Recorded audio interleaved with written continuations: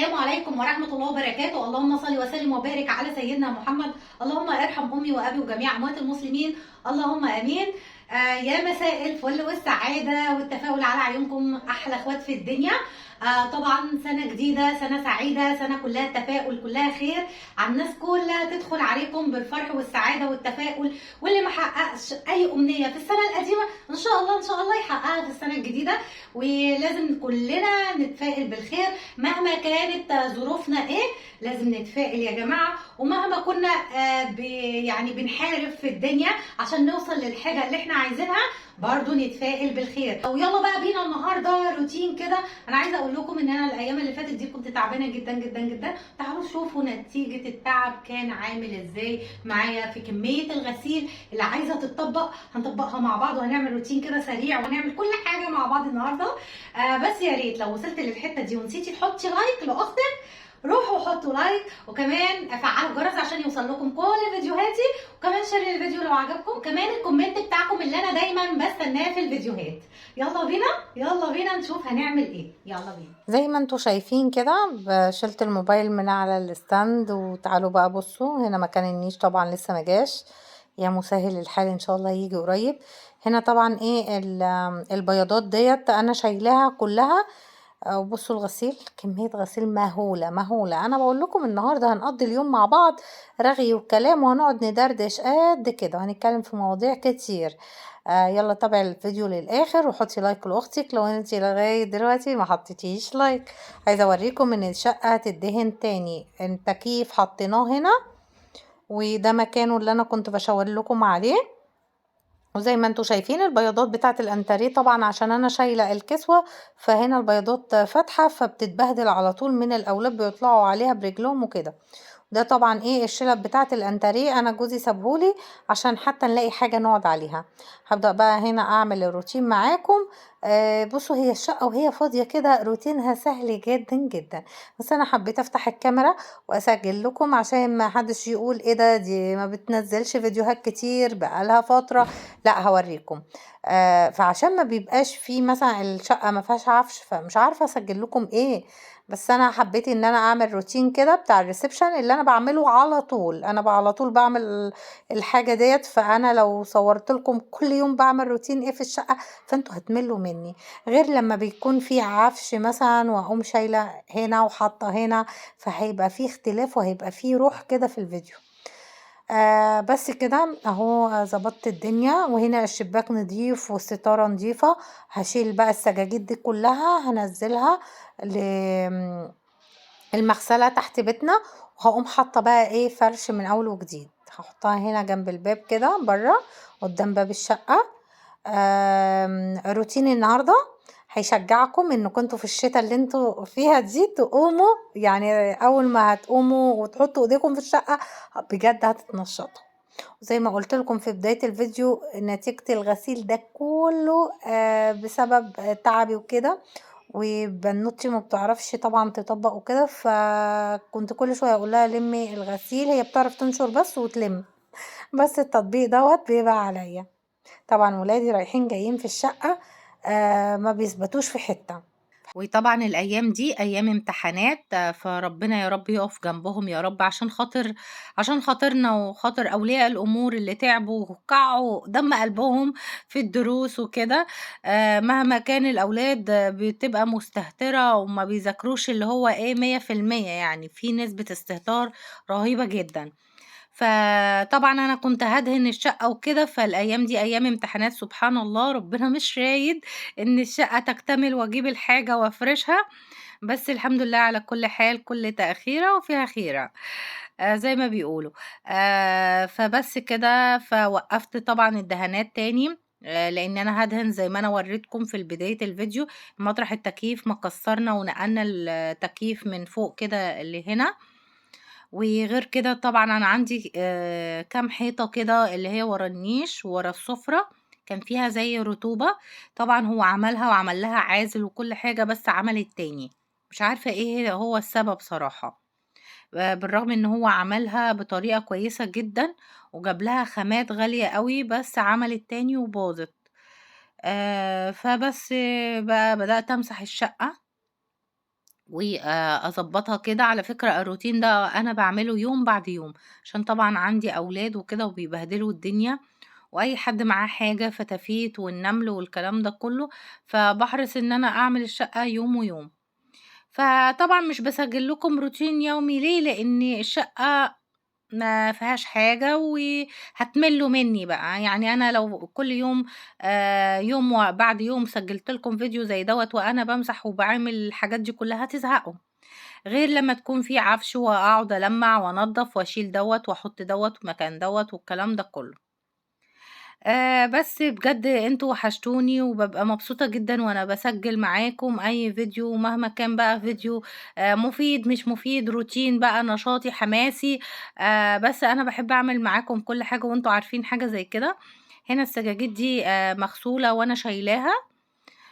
هابدأ أحُط بقى سجاجيد نضيفة لإن أنا السجاجيد ما لهاش مثلًا أعياد. في ناس بتخلّي السجادة من موسم لموسم والكلام ده كلّه، لأ طبعًا مش عندي، لإن أنا عندي أولاد وبيبهدلوا الدنيا بسرعة. وطبعًا السجادة لو قعدت زيادة عن اللازم هتخلّي ريحة الشقة مش حلوة. فأنا لمّا باحس يعني الحمد لله ما بتحصلّيش في ريحة غريبة بابقى متجننة. دايمًا أحب إن ريحة الشقة تبقى فيها كده ريحة حلوة، يعني ريحة الفل، الورد، الحاجات اللي أنا بامسح بيها، العود والكلام ده كله.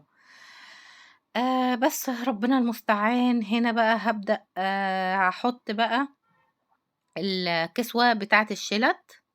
وزي ما أنا قُلت لكم الكسوة دي أنا شِلتها من الأنتريه، قُلت هو سبحان الله أنا حسيت إن الموضوع هيطوّل، لإنه طبعًا أنا معايا 4 أولاد، على طول بقى دراسة وعلى طول مصاريف مدارس وعلى طول دروس ومصاريف كتيرة، فإحنا بنعمل حاجة أولى من حاجة. وطبعًا جاسر تالتة إعدادي، فكانت شهادة، فيعني إحنا متوترين وعلى أعصابنا وكده عشان إن شاء الله ربنا يكرمه. ادعوا له تحت في الكومنتات إن شاء الله يجيب مجموع كويس ويدخل ثانوي عام وربنا يوفقه يا رب، ويوفق كل أولادنا وكل المجتهدين. طبعًا أنا عملت هنا سحر، شُفتوا السحر اللي أنا عملته. لبّست الشنب بقى عشان الفيديو ما ياخدش وقت أكتر من كده. و آمم وطبعًا فرشت الدنيا. بُصّوا الحيطة لو تاخدوا بالكم من الحيطة أهي ورا المخدة اللي أنا حطيتها متقشّرة تاني من الرطوبة. أنا حاسة إن الجيران اللي جنبينا دول عندهم حاجة يعني بتنشّع، أو مثلًا الحيطة اللي ورا حيطة النيش ديّة في حمام، في حاجة فيها مَيّة. فمش عارفة ليه حاسة إن دايمًا الحيطة فيها زي رطوبة ومش بتنشف. فمش عارفة دوّة بقى بيبقى من إيه. يعني هل أنا أسأل الجيران أنتم عندكم إيه هنا في الحيطة والّا يعني أعمل إيه بالضبط؟ اكتبوا لي تحت في الكومنتات برضه. يعني فيدوني، يعني الحيطة اللي بيبقى فيها رطوبة وكل شوية تتقشّر وتعمل أملاح وتقشّر الدهانات، دي بتبقى الحيطة دي وراها إيه مثلًا؟ بس كده. شِلت بقى والحمد لله. بُصّوا الشقة راقت برضه مهما كانت ما فيهاش عفش، بس راقت. ولمّا ما بيبقاش فيها عفش بتبقى سهلة جدًا يا بنات في التنضيف وكده. أهو بالشكل ده كده، وضبّطت الدنيا بقى ونضّفت الدنيا وبخّرت الشقة، وكده بقى الراحة النفسية بتبقى جميلة كده. وهي الشقة نضيفة كده وزي الفل. باورّيكم بقى بُصّوا أهو. وده الأنتريه الوحيد اللي أنا ما نزّلتهوش عشان نقعد برضه عليه. يعني هو الأنتريه ده برضه المفروض من ضمن الحاجات اللي كانت هتنزل، بس أنا متمسكة بيه عشان كده صغنّن ومحندق كده وجميل، وأنا ما باعرفش أقعد على الأرض كتير، فعلى طول قعدتي على هنا باورّيكم الباب بعد ما عملنا الوشوش ديّة. الباب اتكسّر لإن هو الباب أساسًا بيبان سلسلة اللي هي مفتوحة ديّة. ومهما كان الوش جامد فمش عارفة مين اللي دخّل إيده كده فكسره. يالّا بقى نطلع كده نجيب الغسيل، كُوم الغسيل اللي أنتم شايفينه ده هنطبّقه كلّه مع بعض. بجد موضوع صعب جدًا لمّا تكوّمي الغسيل ده كلّه. وطبعًا أنا يعني ما طبّقتوش إلا لمّا الأولاد فضلوا يقولوا لي: "يا ماما إحنا عايزين الحاجة." وأنا طبعًا ما بارضاش أخلّيهم ييجوا جنب كوم الغسيل ده، لإنه كل شوية هيبحتروه ويرموه في الأرض. فبقول لهم حاضر هقوم اطبقه بكره بعده بكره بعده. فقلت لا، ما بديهاش بقى اتشجع كده واقوم اعمل بقى روتين وافتح الكاميرا واوريكم اللي حصل لي. زي ما انتوا شايفين كده هرم غسيل. بس السولوبيتا ديّة بقى تطبيقها هو كده، يعني اللي هو أنتِ تعمليها وتحطيها في قلب الزعبوط عشان ما تاخدش مكان في الدولاب. وأنا بنتي هنا وعد بتحبها جدًا لدرجة إن هي جابت واحدة تانية pink، بقى عندها 2، واحدة أرنوب والتانية تقريبًا اللي هي القطة، دي قطة والتانية زي دبدوب أو أرنوب حاجة زي كده لونها pink. بس بقى هنقعد بقى نطبّق مع بعض، والسلة دي أنا باحط فيها الحاجات اللي أنا طبّقتها، عشان وأنا قايمة ما اقعدش بقى أشيل دوّة ودوّة، فأشيل السَبَت كلّه كده قدّام الدولاب وأقوم حاطة كل حاجة مكانها. روتين النهارده كلّه عبارة عن تطبيق الغسيل وبس. فأنتم اكتبوا لي أنتم طبعًا الغسيل عندكم بيتكوّم كده زيي والّا لأ، والّا أنا لوحدي كده والّا في إيه بالضبط؟ بس أقول لكم على حاجة، أنا لمّا باقعد أكلم صحابي في التليفون بيقعدوا يقولوا لي نفس الموضوع، الغسيل قد كده ومش ملاحقين على الغسيل الوسخ من الغسيل اللي عايز يتطبق ويترص في الدولاب ومن الغسيل كمان اللي عايز يتنشر. فالموضوع دوّة شايك في كل بيت في مش هاقول لكم في مصر، في العالم كله. بجد اللهم بارك، يعني الأولاد عندي بيقلعوا يلبسوا كتير أوي، بالرغم إن إحنا في شتا، بس أنتم عارفين عقبال ما دوّة ييجي عليه الدور عشان يستحمى يكون التاني قلع، يكون التاني عمل كوّم هدوم، وهدوم الشتا طبعًا غيارات كتير تحت بعض. فيعني هو دوّة بقى حالي لمّا تعبت وكده واتكاسلت شوية عن تطبيق الغسيل. كان الروتين بالشكل ده. يعني هو روتين أنا ما قدرتش أعمل أي حاجة جنب الروتين دوّة. أنا أي نعم عملت أكل وكده، بس أنا هاصوره لكم الأكل في يوم تاني. هتقولوا لي إيه ده هو في كده؟ هاقول لكم أيوه والله استحملوني شوية، لإن أنا بجد ما قدرتش إن أنا أحط الفيديوهين في فيديو واحد بس، عشان ما يبقاش طويل بقى عليكم وتزهقوا مني وتملّوا. فأنتم كده حلو أوي، أوي عليكم اللي هم 14 دقيقة دول حلوين، بس اتفرّجوا عليهم من الأول للآخر.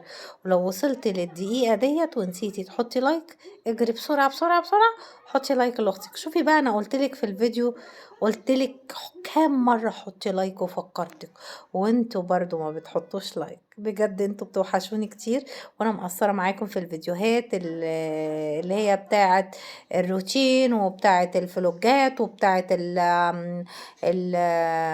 الريفيوهات. كنت باعمل لكم ريفيو كتير على كريمات بشرة وعلى شعر وعلى حاجات كتير جدًا. أنا عارفة إن أنا مقلّلة جدًا، جدًا في الفيديوهات الأيام ديّة، بس ادعوا لي ربنا يا رب إن شاء الله يسهّل لي الحال، وإن شاء الله أرجع أصوّر، وأصوّر لكم كل يوم فيديو زي الأول وأحسن كمان. وبسبب إن أنا مش باصوّر إن أنا كنت تعبانة، وغير كده بجد، بجد أنا يئست من القناة هنا لإنها ما عليهاش تفاعل. يا ريت تدونا فرصة كده زي الناس اللي ما شاء الله عليهم قنواتهم اتشافت وبقى عندهم فانزات وكده. ادونا فرصة إن إحنا برضه يبقى لنا معجبين اللي هم أنتم، يبقى لنا إخوات، يبقى لنا ناس بتحبنا. أنتم فاهمينّي؟ يا رب تكونوا فاهمينّي وسامعينّي وبتتفرّجوا على الفيديو تتفرّجوا على الفيديو من أوله لآخره يا رب. اللهم آمين. أتمنى من ربنا إنكم انتم في آخر الفيديو متنسوش أختكم بدعوة حلوة منكم وبتعليقاتكم اللي دايما بتشجع أم حياة. وزي ما انتم شايفين كده الحمد لله أنا كنت مكسلة أقوم أعمل الحاجات دي كلها، بس أنا أول ما بفتح الكاميرا بتشجع وبعمل. استنوا بقى عليا، هجيب بقى كوباية النسكافيه بتاعتي وهقعد كده وخلاص بقى صدق الله العظيم، وافتح اي فيلم بقى واقعد اتفرج كده. والسلام عليكم ورحمة الله وبركاته.